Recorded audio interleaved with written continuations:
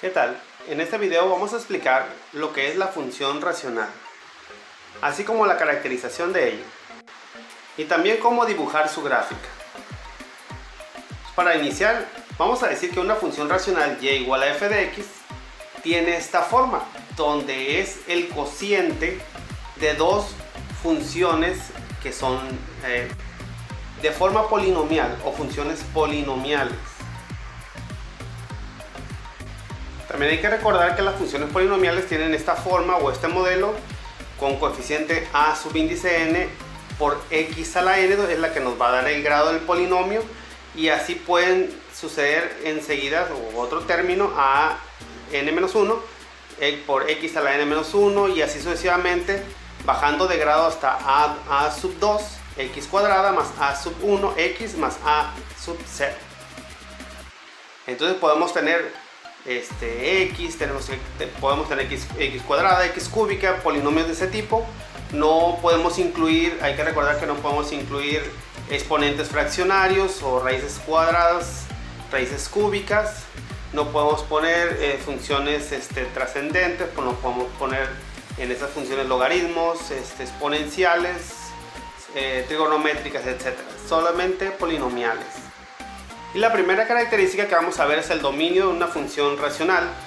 El modelo f de x igual a p de x entre q de x, donde p de x y q de x son funciones polinomiales. Para poder determinar el dominio nos vamos a enfocar en lo que es el denominador q de x o la función polinomial q de x.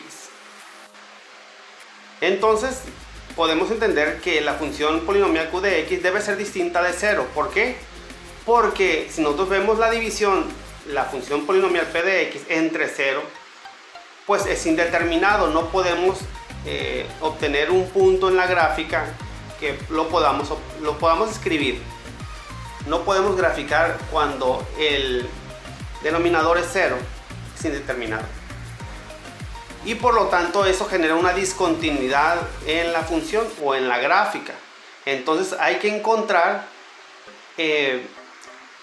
para qué valores de x existe una indeterminación, o sea, cuando es igual a 0, para excluir ese punto en el dominio. Y lo voy a ilustrar con un ejemplo. Tenemos la función f de x igual a la función x más 2 entre la función x menos 3, donde q de x vendría siendo el x menos 3. Entonces, si queremos saber en dónde existe una indeterminación, es cuando x menos 3 es igual a 0. Y ahí en ese punto hay una discontinuidad y lo vamos a ver en una gráfica. Entonces ese x menos 3 lo igualo a 0. Entonces al igualar esta función x menos 3 igual a 0 y resolverla, pues nos da que x es igual a 3.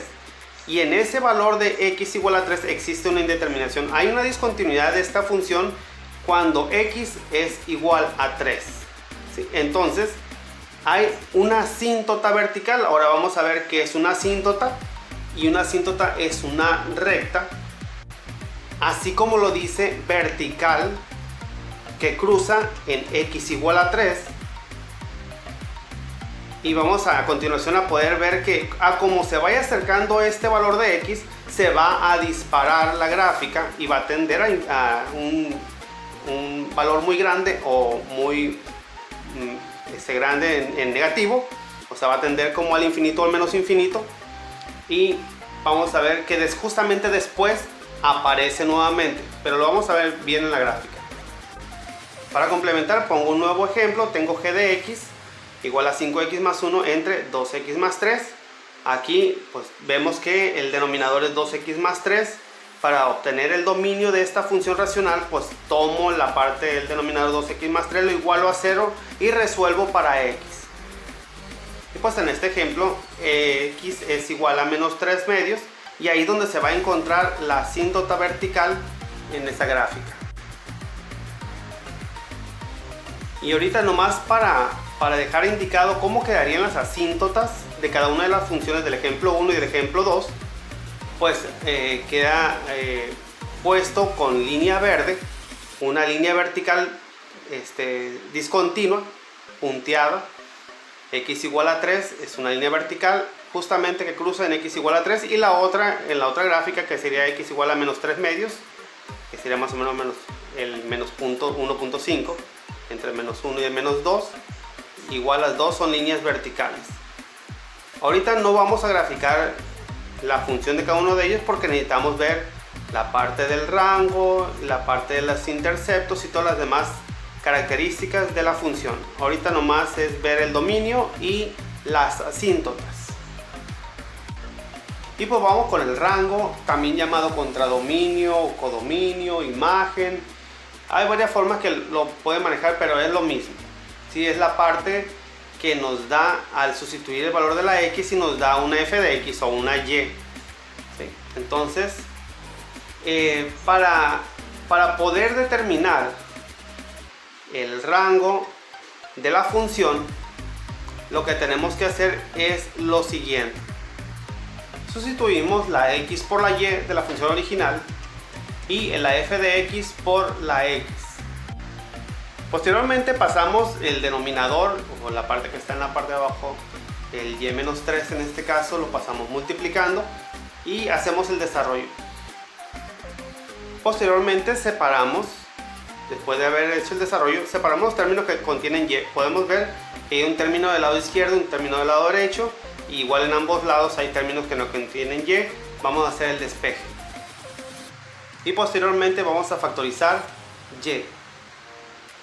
Por último despejamos la y del lado izquierdo, de tal manera que va a pasar el x-1 dividiendo. Y la parte que queda como denominador es la que vamos a igualar a 0 para obtener el rango. De la misma manera que hicimos con el dominio, pues vamos a igualar a 0, vamos a despejar y nos da el valor que no puede llegar ese valor a x. Aquí hago una corrección, recordando que esta forma para obtener el rango es el método el que usamos para sacar la inversa de una función.